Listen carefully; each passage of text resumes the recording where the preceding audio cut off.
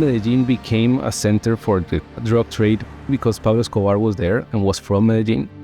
Pablo Escobar had risen from poverty to build a billion-dollar drug empire. Hundreds of civilians, police, judges, and government officials were killed by Escobar's assassins during the last decade. Drug agents believe Escobar's death will have little effect on the flow of cocaine. When the international market for cocaine started to develop in a strong way, this led to these very high levels of violence. Violence peaked in Medellín early 90s.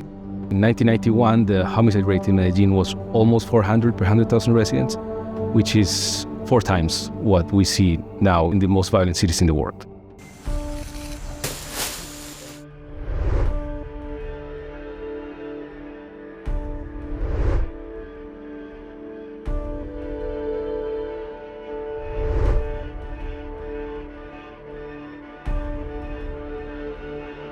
In Medellín, we estimate that roughly 500 to 1,000 boys every year are recruited by organized crime. They are not forcibly recruited into the gang. They want to be in the gang. This is what we've learned. This is a high-risk occupational choice. Many of them die, many of them go to prison. Según lo que he escuchado, es fácil entrar y difícil salir, porque ya cuando uno le cuentan cosas, hay secretos, cosas, ya uno no se puede salir, no se puede, porque tiene mucha información. Pues es muy mala porque hay balaceras y drogas y entonces eso es muy malo. Entonces la vida es mala allá. How can you mitigate the social costs that it creates? We need to understand who are the kids who are joining these gangs and preventing them from joining before they join.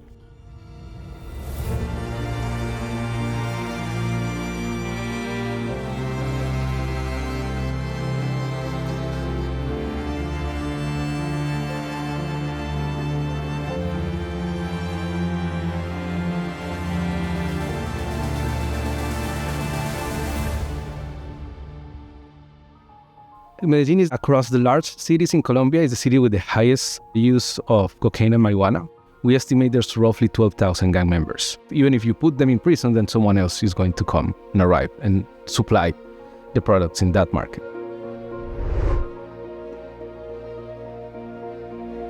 So the recruitment process is mostly based on trust.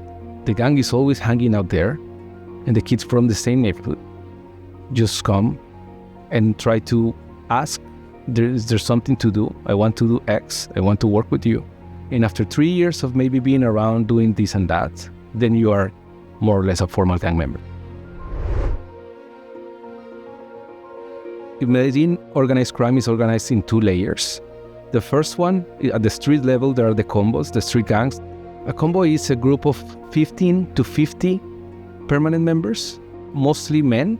Their main revenue source is the retail drug market, mainly marijuana and cocaine. We estimate there are roughly 400 combos in the metropolitan area of Medellín. Above these combos, there are 19 mafia-like organizations that are often called razones. Every combo is affiliated with one of these razones. We learn about organizational structures of these groups. We learn about salaries. We know, for instance, that an entry-level salary in a gang puts people roughly at the median of the income distribution of the city, so that they earn more than half of the workers in the city, even if they are a 15-year-old kid.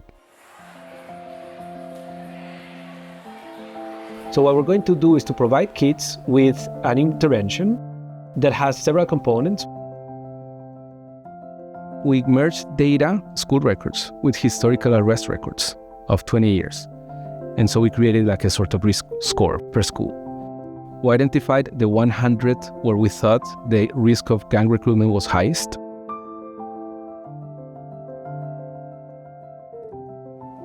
Hola, ¿cómo estás? ¿Cómo es tu nombre? Kids joined the gang between 15 and 17.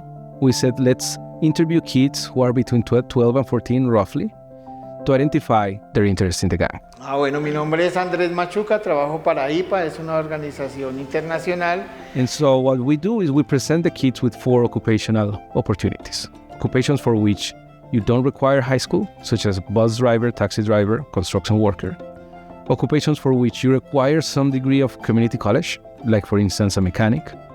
Occupations for which you require an undergrad, like an engineer, a doctor, an accountant.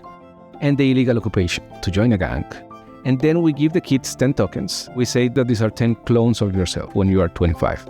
What do you think they're going to be doing? And for the kids that we've interviewed, roughly 8% put 3 or more clones in the gang. So these are the kids that we're focusing on.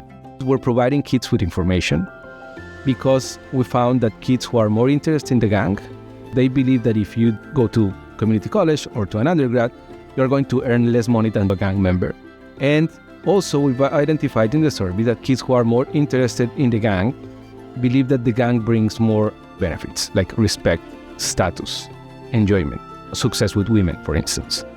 We want them to learn about what's the actual choice set that they have for the future, how to access to scholarships and access higher education.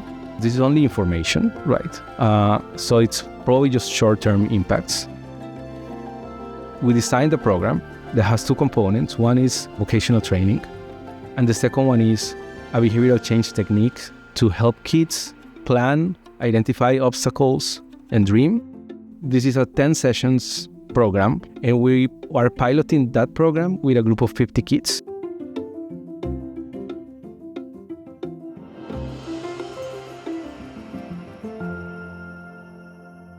El proyecto es bastante interesante ya que para mí nos deja analizar con más profundidad qué es lo que queremos en nuestro futuro para poder tener una vida más planeada y no improvisar tanto en el camino.